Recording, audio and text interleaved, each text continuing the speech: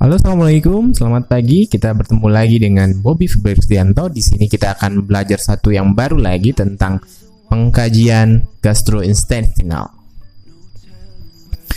Oke, di sini harapannya para adik-adik sekalian bisa belajar tentang bagaimana cara melakukan anamnesa atau wawancara ketika semuanya pasien datang atau mengalami keluhan. Kemudian bagaimana caranya pemeriksaan fisik gastrointestinal. Jadi gastro itu merupakan lambung, intestinal itu usus, dengan cara tepat dan juga berurutan. Lalu selanjutnya setelah kita berhasil untuk melakukan pemeriksaan fisik, kemudian apa sih temuan-temuan dan apa sih artinya atau interpretasinya dari hasil pemeriksaan yang kita dapatkan. Lalu dari hasil yang kita dapatkan, lalu bagaimana cara untuk mengidentifikasi masalah keperawatan yang muncul dari pemeriksaan fisik kita. Nah, sebelumnya kita wajib ya untuk memahami anatomi dan fisiologi dari abdomen atau dari bagian gastrointestinal. Nah, baik bagian abdomen luar ataupun abdomen bagian dalam. Nah, kemudian juga kita harus mengetahui juga regio ataupun daerah-daerah yang menjadi tempat dari gastrointestinal tadi. Bagian abdomennya ada yang bagian atas, bawah, samping, kanan, dan bagian kiri. Ada rongga pelvis, rongga retroperineum, dan lain-lain.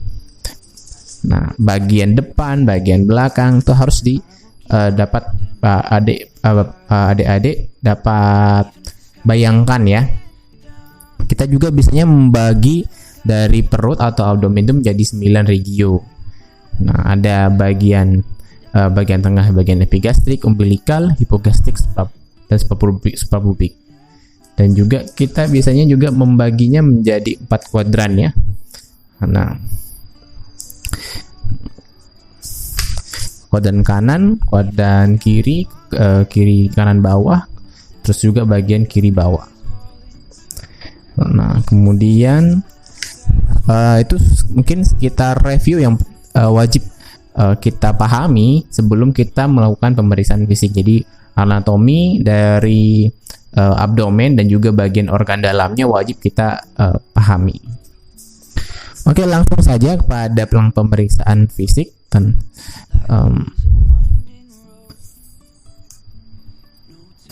Yang pertama yang perlu disiapkan adalah alatan bahan, yaitu pertama selimut. Kita upayakan agar semuanya pasien dapat terjaga privasinya, dan kemudian juga kita butuh stetoskop, penggaris, juga meteran ataupun juga sarung tangan, karena kita juga menjaga dari nosokomial ya, agar semuanya tidak tertular infeksi dari pasien dan kita menularkan infeksi juga. Lampu periksa dan pemeriksaan lainnya seperti botol spesimen. Nah, kemudian pada waktu persiapan pemeriksaan fisik, kita siapkan dulu tadi alat-alatnya. Jangan lupa untuk cuci tangan untuk mencegah dari coronavirus. Kita juga jelaskan apa yang akan kita lakukan, kita pemeriksaan apa dan tujuannya untuk apa. Nah, dan penting juga adalah kita menganjurkan pasien untuk berkemih lebih dahulu, karena nanti akan dilakukan palpasi ya, atau berupa perabaan. Nah, takutnya pasien akan tidak nyaman dan juga itu mengganggu dari pemeriksaan. Nah, pastikan ruangan hangat dan cukup penerangan agar kita memudahkan kita untuk melakukan inspeksi atau juga melihat dari permukaan abdomen dari klien. Nah, yang paling penting adalah prinsipnya jaga privasi pasien. Apabila pasien dalam ruangan itu ada beberapa orang, 2 atau 3 orang, kita wajib untuk menutup tirai di ruangan tersebut. Terapkan universal precaution, kita pakai masker ya, terus juga kita pakai sarung tangan, dan juga jangan lupa untuk cuci tangan. Nah, kita lihat juga dulu apakah jika terdapat nyeri pada abdomen ada sebelum pemeriksaan, maka periksaanlah daerah yang nyeri pada urutan terakhir. Jadi itu untuk pertama faktor kenyamanan. Yang kedua ya pasien akan mungkin akan mengalami perubahan baik dari fungsional gerakan peristaltiknya dan lain-lainnya ketika semuanya kita mengkaji nyerinya lebih dahulu. Nah, urutan pemeriksaan ini penting ya. Kalau teman-teman yang lain biasanya inspeksi, terus juga IPPA ya, auskultasi terakhir. Nah, justru di sini auskultasi nomor 2, yaitu pada inspeksi, auskultasi, perkusi, palpasi. Yaitu adalah kita prinsipnya pada atraumatik ya. Jadi yang tidak begitu di inspeksi seperti inspeksi auskultasi yang tidak begitu menyentuh pada klien itu dilakukan di awal. Kenapa tadi? Yaitu adalah ketika semuanya kita perkusi dan palpasinya lebih dahulu, takutnya akan berubah baik peristaltik usus dan lain-lain, atau suara bising dan lain-lain. Visualisasi struktur organ di bawahnya sebelum memulai pemeriksaan. Jadi kita ibaratnya punya kekuatan Superman ya, mempunyai kekuatan untuk melihat ya. Oh, ini dalamnya ini adalah seperti ini. Ini kita mau melihatnya bagian organ apa. Kita akan periksakan bagian organnya apa. Nah, itu adalah wajib kita mulai tahu. Nah, biasanya kita tadi menggunakan 9 regio ataupun juga menggunakan 4 regio. Nah, pasien dalam keadaan rileks, kemudian juga dengan cara apa? Bisa kita suruh tidur, kemudian bagian kakinya ditekuk agar semuanya lebih rileks ya, atau abdomennya atau otot perutnya.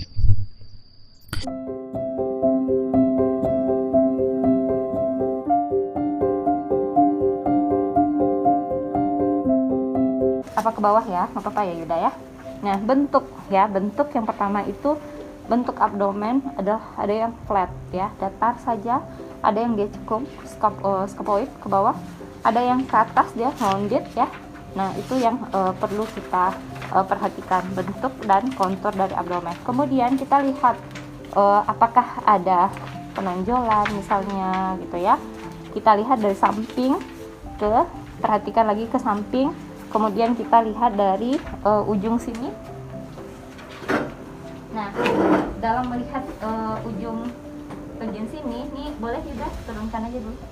Nah, kita perhatikan, luruskan kakinya Yuda. Perhatikan dari sini kita mau melihat ke simetrisan perutnya. Jadi kita perhatikan kiri, kanan. Kita berdiri di sini ya. Kita perhatikan kiri, kanan, kemudian atas bawah. Jadi kalau misalnya pasien ada indikasi dia ada massa di daerah kolorektal, daerah kolon ya. Nah, daerah kolon di sini misalnya, di sini akan kelihatan nanti ada penonjolan, gitu, ya. Oke. Misalnya dia menonjol, ya. Apakah dia cekung ke dalam? Kemudian ada nggak tanda-tanda misalnya hernia umbilikus ya. Nah, itu yang kita perhatikan dari umbilikus. Posisi juga itu harus diperhatikan ya. Pada ibu-ibu ya, kepada laki-laki mungkin tidak banyak yang masalah umbilikus, tapi kalau hernianya lebih banyak yang inguinal ya. Tapi kalau ibu-ibu misalnya ada yang dia pos melahirkan, itu cenderung kita akan menemukan umbilikus itu menonjol keluar. Ada yang sampai penonjolan itu memang sudah mengarah ke hernia ya. Nah, itu yang perlu kita perhatikan dari umbilikus. Kita lanjut ke auskultasi ya. Yang pertama itu kita mau mendengarkan bising usus ya. Jadi di auskultasi bising usus dan kemudian kita akan mencari adanya friction gap ya. Nah, bising usus kita periksa pada keempat kuadran ya. Ibu rasa titik-titiknya udah ada ya, udah Anda bisa lihat ya di sini ya titik-titik untuk melakukan auskultasi. Nah, kita boleh memulai auskultasi itu boleh mulai dari bagian kuadran kiri bawah ya. Kita mulai di situ. Nah, kita cari terlebih dahulu bising usus ya. Oke, Ibu ini ya Yuda ya.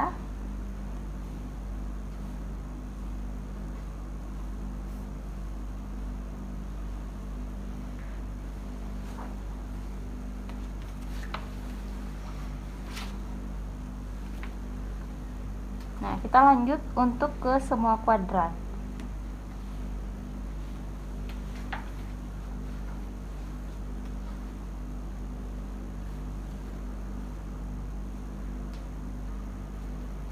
Sini lebih banyak hepar ya.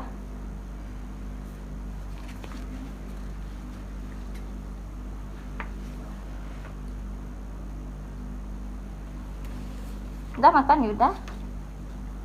Perutnya keroncongan nih. Pagi-pagi tadi. Iya, berangkatnya jam 6. Nah, di keseluruhan area abdomennya terdengar bising usus. Kemudian kita mau menghitung frekuensi ya. Nah, kita bisa boleh di daerah sini atau di memang di atas umbilikus gitu ya. Mau menilai di mana terserah. Tapi kita hitung ya. Kita hitung dalam 1 menit itu berapa frekuensi dari bising ususnya ya. Nah, itu suara yang dihasilkan oleh turbulensi darah pada arteri ya. Nah, arteri besar yang ada di abdomen itu adalah aorta abdominal. Jadi kita dengarkan di sini. Idealnya pada kita yang normal itu tidak terjadi turbulensi ya. Idealnya tadi kan Ibu saat melakukan auskultasi pada daerah hepar ini tidak terdengar apa-apa pada abdomen Yuda ya. Tidak terdengar apa-apa pada abdomen Yuda. Nah, kemudian kita lakukan lagi auskultasi pada daerah hepar ini. Kalau yang ada friction rub itu terdengar dia semacam bunyi gesek gitu. Bunyi gesek. Misalnya seperti ini. Ya. Ada bunyi yang dihasilkan ya, friction rub itu seperti gesek kan dia. Nah, itu bisa saja misalnya pada pasien yang mengalami abses ini. Jadi ada inflamasi di dalam, ada abses itu kayak abses semacam bisul ya. Melakukan auskultasinya lebih ke arah daerah kiri di sini. Kita mendengarkan. Tapi kalau hepar kita akan dengarkan pada daerah abdomen sebelah kanan ya.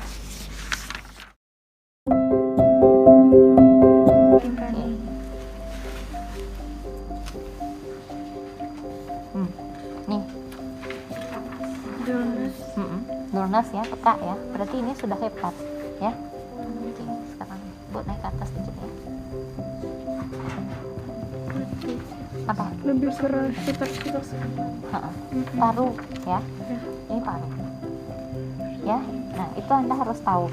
Nah, misalnya ada cairan di dalam ya, misalnya ada cairan di dalam, posisi pasien dalam keadaan tidur seperti ini, karakteristiknya cairan pasti dia akan mengisi daerah yang rendah. Di sini kita akan dengar dia timpani ya. Ini timpani. Tapi saat kita perkusi ke bagian sini, ternyata ini sudah redup. Ini bukan pasien yang normal ya. Nah, itu kita perlu nanti melakukan pemeriksaan lebih komprehensif yang namanya shifting dullness tadi ya. Nah, sekarang kita mau perkusi secara aturan saja ya. Ini kan ada ininya nih. Nah, yang penting karakteristiknya Anda sudah tahu tadi, mana yang bunyinya timpani, mana yang bunyinya dullness, mana yang bunyinya sonor atau resonans ya, mana yang redup karena kita nggak ada yang isinya cairan ya. Taruh bantalnya di bawah lutut lagi ya Yuda.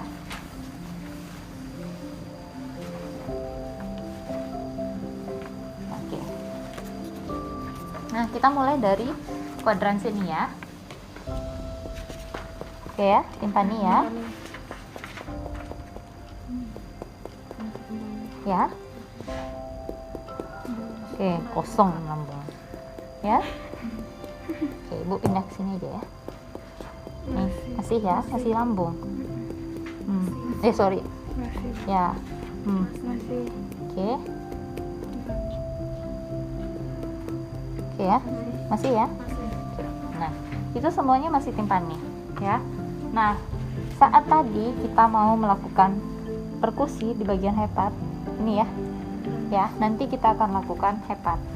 Nah, ini pasien yang normal. Ada kalanya misalnya pada pasien dengan CA kolon daerah sini, saat kita periksa CA itu kan karakteristiknya ini ya, padat, organ tidak berongga, padat, dan dia tidak ada udara dalam. Jadi kita akan mendengarkannya hampir sama dengan bunyi hepar dullness. Ini harusnya di sini kan timpani ya, gitu ya. Nah, ini harusnya timpani. Kenapa bunyinya kok beda dia?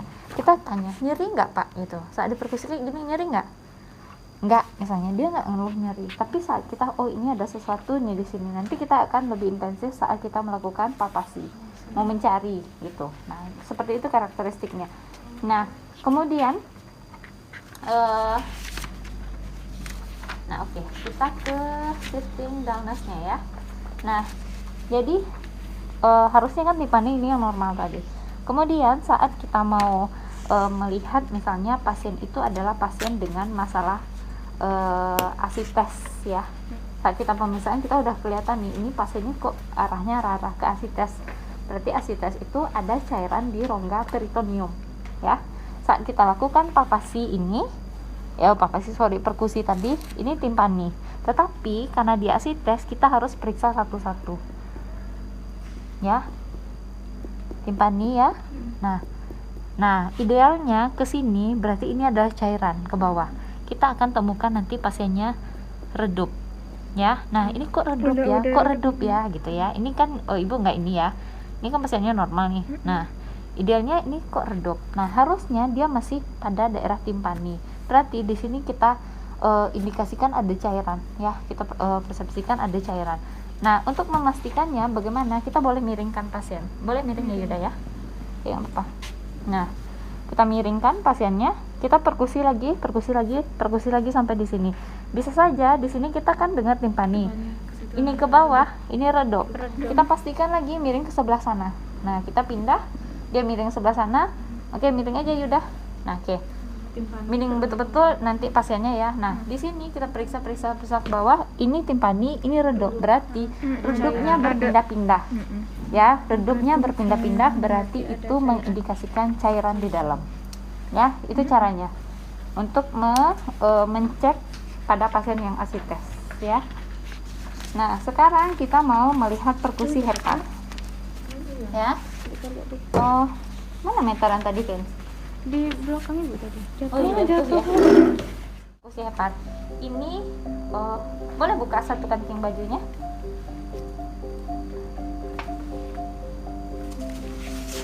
Nah perkusi hepat ini lebih ke kita mencari tinggi dan posisi hepat itu. Jadi kalau hepatnya ada misalnya inflamasi, apakah ini nanti dia akan mengalami pembesaran ya, hepatomegali ya. Nah kita mau mencari di mana posisi dan berapa tinggi hepat ya. Jadi kita memulai perkusi itu mulai dari daerah umbilikus ini, tetapi dia di pertengahan midclavicular. Jadi ini clavicula, sorry ya, nggak kelihatan juga. Ini dari sini, ini kan clavicula nih, tulang hanger kita ya, tulang hanger. Ini pertengahannya ya. Nah kita ambil dulu dari umbilikus di sini ya, di atas umbilikus ya, di atas sini kita mau cari ke atas. Sorry ya Yuda, ibu angkat ya. Nah kita mulai saja dari sini. Anda perhatikan bunyinya ya.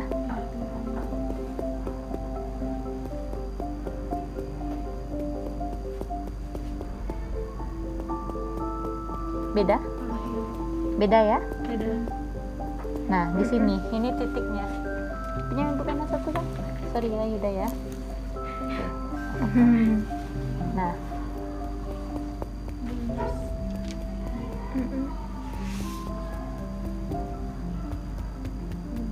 masih ya.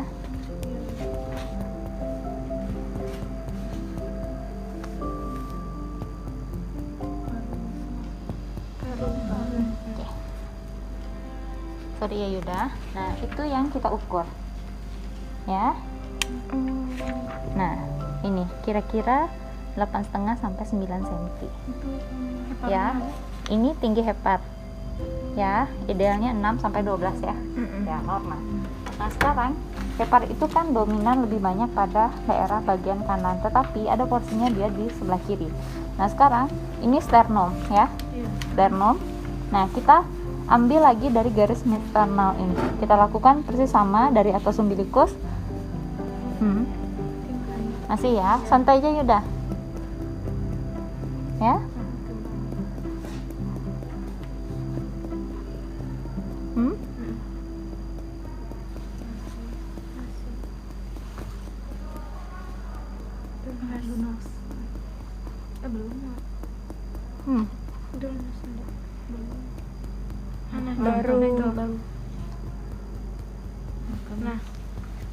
Baru.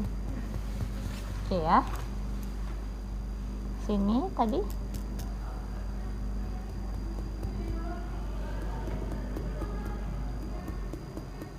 Oke ya, sini ya. Nah, kita ukur lagi. 4 ya, 4 cm. Ya, bisa kita temukan di sini kira-kira pada bagian itu 4 sampai 9 cm ya. Nah, kira-kira inilah gambaran. Di sinilah hepar. Ya, sampai ke sini sedikit ya. Nah, itu kira-kira kalau untuk perkusi hepar ya. 4 sampai 9 ya. Nah, 4 sampai 9. Nah, kemudian pada yang abnormalnya, misalnya pasien itu ada sirosis hepatis ya. Sirosis hepatis saat kita lakukan, ternyata di sini kita temukan sampai 20 panjang tinggi heparnya. Kemudian kita temukan di sini ini sampai 12 cm. Oh, ini ada hepatomegali nih pasiennya. Nanti kita akan lebih intensif saat kita melakukan palpasi hepar ya. Nah, kira-kira seperti itu. Ya, untuk menilai adanya splenomegali ya, pembesaran limpa juga ya. Nah, di sini kan daerah hepar, ini daerah limpa sebenarnya di sini ya. Lalu interkostal 6 10 ya. Oke. Tuh, Bu, cari kostanya ya Yuda ya. 2 3 4 5 6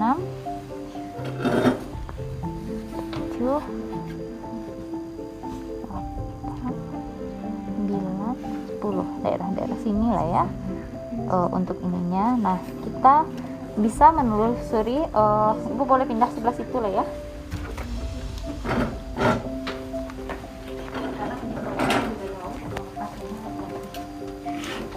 Ya.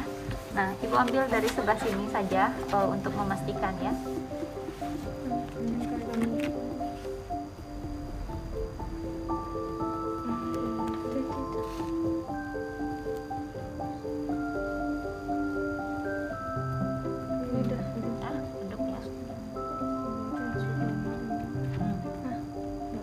Ya.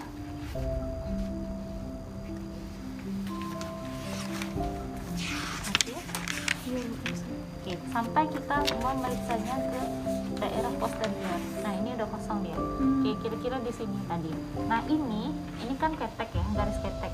Ini yang kita sebut dengan garis aksilaris. Ini aksilaris anterior, garis ketek di sini. Nih, mid aksilaris. Ini aksilaris anterior, ini aksilaris posterior.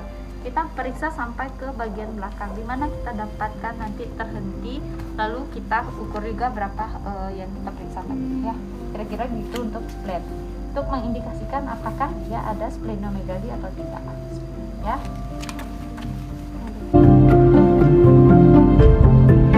Palpasi itu ada palpasi dangkal, palpasi dalam, palpasi ringan, palpasi dalam ya. Kita hangatkan terlebih dahulu. Nah, kita palpasi di keempat kuadran. Nah, yang pertama kita mau mengidentifikasi letak atau ukuran organ ya. Benar nggak di sini ini usus yang ada, atau di usus ini ada massa, ada yang mengobstruksi misalnya seperti itu. Kemudian ketegangan otot ya, misalnya dia ada distensi. Distensi itu misalnya bisa terjadi misalnya pada pasien yang gawat abdomen, peritonitis tadi. Tegang, perutnya itu tegang. Nah, itu berarti distensi. Itu yang kita mau nilai. Kemudian massa nyeri cairan. Kita tanya dulu pasiennya, adakah nyeri atau tidak. Misalnya dia ngeluhnya nyerinya kuadran kiri bawah. Nah, itu yang terakhir kita periksa ya. Nah, kita mau palpasi, biasanya kita hangatkan terlebih dahulu. Kita palpasi ringan ya, palpasi gini aja untuk menilai. Nah, nih, nah tuh tegang lambung. Nah, biasanya kita palpasi seperti itu saja ya. Kalau untuk palpasi ringan, kita mengidentifikasi dan benar akan terasa tuh nanti ya. Apakah dia di dalam usus? Nih misalnya ini lambung nih, berasa banget lambungnya. Coba boleh pakai hand scrub dulu.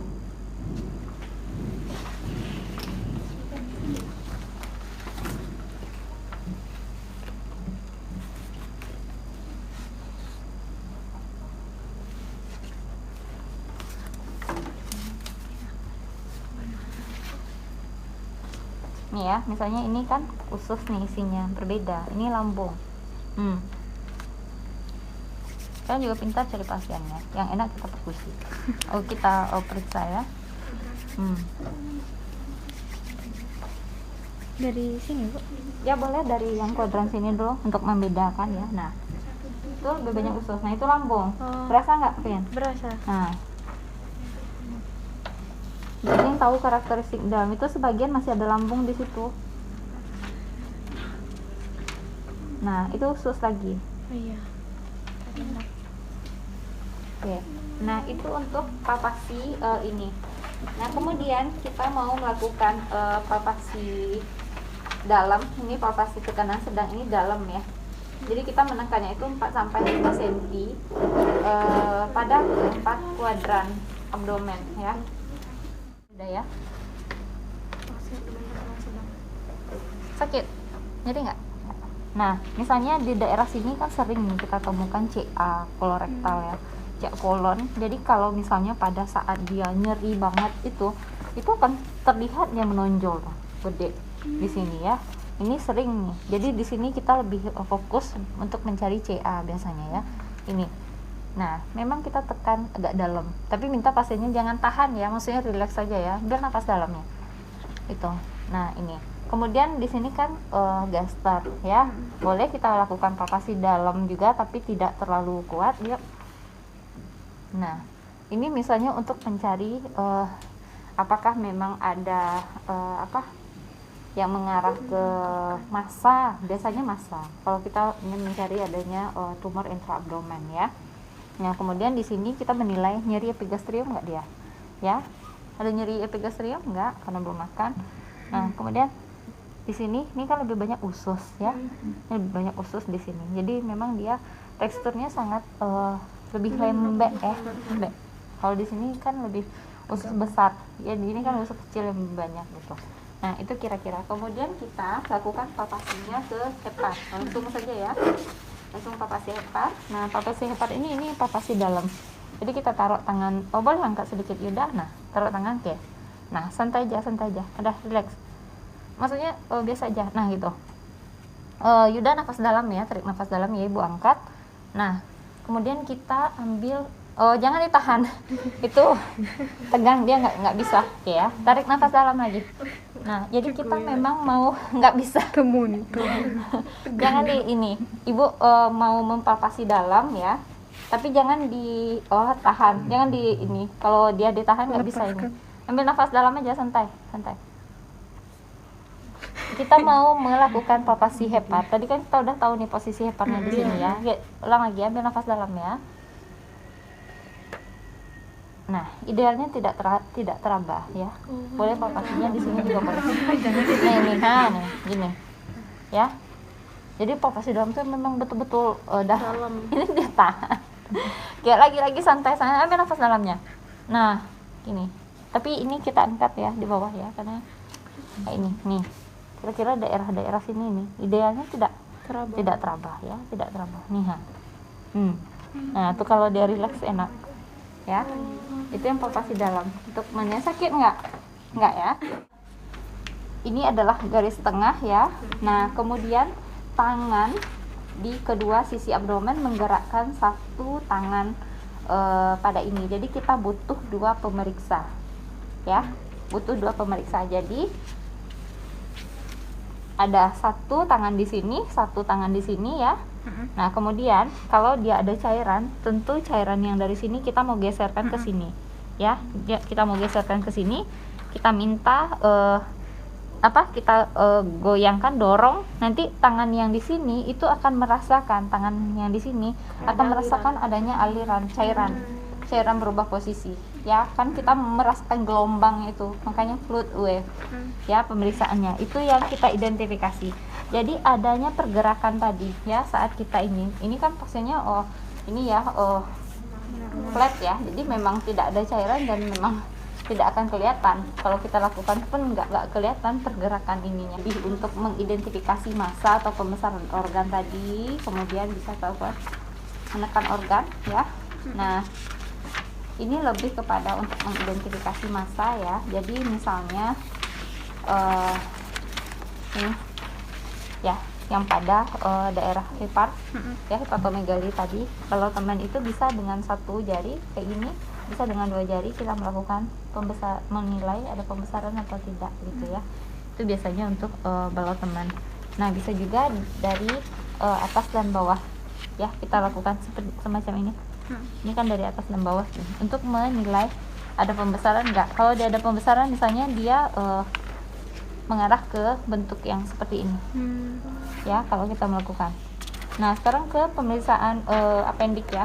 Apendik itu kan banyak, yang paling sering kan kita taunya McBurney ya, mengidentifikasi. Kita minta salah satu, ada nyeri enggak, ada Bu, di mana, di kuadran kanan bawah. Boleh tunjuk dengan satu jari di mana titik nyeri yang Anda rasakan. Dia akan tunjuk daerah sini, berarti di sini McBurney point, titik McBurney. Oh, berarti ini arahnya ke appendicitis. Nah, cara lain kita mengidentifikasi itu adalah dengan Bloomberg atau Rossing sign ya. Nah, yang Bloomberg sign ini, nah, kita melakukan palpasi pada kuadran kiri bawah ya, kemudian cepat lepas. Jadi kita palpasi tekan lepas ya. Kalau ada nyeri pada daerah yang dirasakan tersebut saat dilepas atau ditekan, nah ini ya kan kelihatan nih teknik tangannya dia melakukan ini ya. Kalau kalian mengeluh nyeri di kuadran kanan bawah saat ditekan ya, berarti positif ya. Nah, kemungkinan ada appendicitis di situ. Kalau dia mengeluh nyerinya kuadran kanan bawahnya saat ditekan pada kuadran kiri bawah ya, dilepas, berarti tanda Bloomberg-nya yang positif ya. Nah, oke, kita cobain ya. Posisinya agak lebih ke bawah karena dia di arah ke inguinal di sini ya. Oke, kuadran kiri bawah, tanda Rossing sign ya. Oke, kita menekannya pada daerah kuadran kanan bawah ya. Nah, posisi kakinya masih sama. Oke, kita tekan pada daerah kanan bawah ini, kemudian lepas cepat. Nah, kalau dia merasakan kiri di sini, sorry ya, kiri. Jadi yang ditekan itu adalah kiri sini. Nah, saat melepas cepat dia merasakan kanan bawahnya nyeri, itu yang positif Rossing sign-nya ya. Nah, kalau kita tekan pada kuadran kanan bawah, pada kiri bawah ya, saat dilepas berarti itu Bloomberg-nya yang positif. Oke. 1, 2, 3 misalnya kita tekan ke ini, kita cepat lepas. Nah, pada saat ditekan ini nyeri enggak? Nah, kalau dia ngeluh nyeri di daerah sini, berarti itu Rossing sign-nya. Oke, kita tekan kayak gini, Ibu lepas, saat lepas nyeri enggak? Enggak. Oke, kalau dia ngeluh nyeri berarti itu Bloomberg sign-nya yang positif. Oke ya, itu ya. Ini sering kanan ini kita angkat ya. Ya, kita angkat. Kemudian Nah, kita angkat. Nah, kita mengidentifikasi ya. Nih. Ini di pangkal pahanya. Ya, kita tekan di sini. Nah, kalau dia mengeluh nyeri pada daerah kuadran kanan bawah saat kita angkat dan kita beri tekanan, nah itu yang SOAS sign-nya positif ya, positif berarti ada indikasi dia ke appendicitis ya. Nah, kemudian yang obturator, nah yang obturator ini kaki diangkat kemudian difleksikan, kemudian diputar ke arah internal dan eksternal. Nah, secara normal kan nggak nyeri. Nah, kaki diangkat kemudian tekuk. Nah, kita putar kayak gini, sakit nggak? Nah, lidahnya kan nggak sakit. Tapi pada pasien yang ada appendicitis, peradangan appendiknya, itu dia ngeluh nyeri. Atau misalnya kayak gini, 1, 2, ini ke dalam, kemudian keluar, diputar ya, internal dan eksternal. Lidahnya kan nyeri nggak? Nggak ya.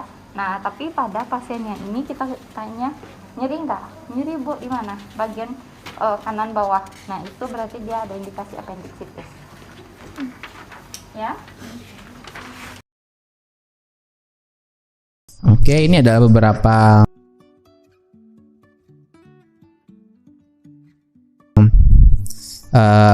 checklist ya untuk mengetahui teman-teman sudah melaksanakan melaksanakan pemeriksaan kesehatan eksternal dengan baik ataupun tidak. Nah, jangan lupa untuk kita melakukan namanya terapeutik, komunikasi terapeutik, di mana kita melakukan